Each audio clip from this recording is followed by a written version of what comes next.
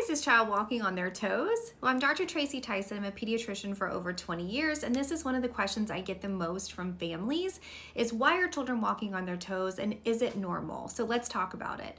First of all, when kids are first learning to walk, it is really normal for them to rock on the balls of their feet and walk on their toes. They get a little bit better balance that way and they can propel themselves forward. So in that first 2 to 3 years, it is really normal for children to still get up on their toes sometimes when they are walking.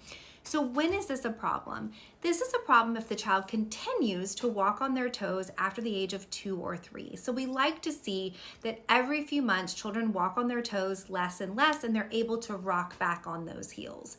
So if after the age of 2 or 3, your child is still walking the majority of time on their toes, the problem with this is we'll start to see a tightening of this Achilles tendon if they're always on their toes as they're growing. So if that Achilles tendon gets too tight, the child will lose the ability to completely flatten their foot and to flex that ankle really good, and it can impact their mobility and cause pain as they get older.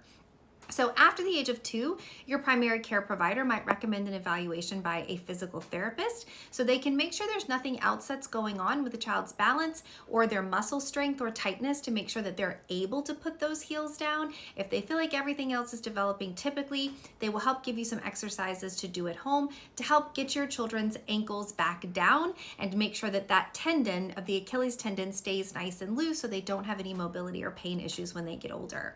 Some red flags to look for if your child is walking on their toes is if they're falling down a lot after the age of 2, if they have any other abnormalities in the way that they are growing or developing, and or if they're complaining of a lot of pain. So talk to your primary care provider, but remember it is normal for children to toe walk until the ages of 2 or 3. If you have any concerns about your child's gait or walk, make sure you talk to their primary care provider. Take care.